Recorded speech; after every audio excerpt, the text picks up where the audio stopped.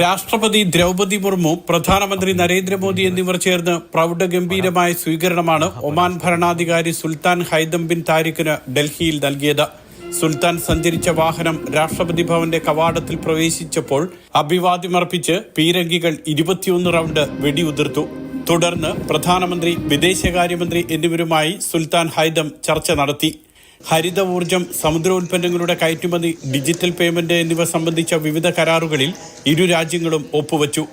ഭക്ഷ്യോൽപ്പന്നങ്ങളുടെ കയറ്റുമതി, ഭക്ഷ്യസുരക്ഷ എന്നിവയാണ് മറ്റ് സഹകരണ മേഖലകൾ. ഇരു രാജ്യങ്ങളും തമ്മിലുള്ള സമഗ്ര സാമ്പത്തിക കരാർ ഉടൻ യാഥാർത്ഥ്യമാക്കും. നേരത്തെയുണ്ടാക്കിയ സ്വതന്ത്ര വ്യാപാര കരാറിലെ നടപടികൾക്ക് വേഗം കൂട്ടാനും ചർച്ചകളിൽ തീരുമാനമായി. ഒമാൻ വിദേശകാര്യമന്ത്രി Sayyid Badr Hamad Al Busaidi, ഇന്ത്യയിലെ Oman ambassador Isa Salih Al Shibani, മറ്റു ഉന്നത ഉദ്യോഗസ്ഥർ എന്നിവരും ചർച്ചകളിൽ പങ്കെടുത്തു. ത്രിദിന സന്ദർശനം പൂർത്തിയാക്കി സുൽത്താൻ ഞായറാഴ്ച മസ്കറ്റിലേക്ക് മടങ്ങും. മാതൃഭൂമി ന്യൂസ്, ഡൽഹി.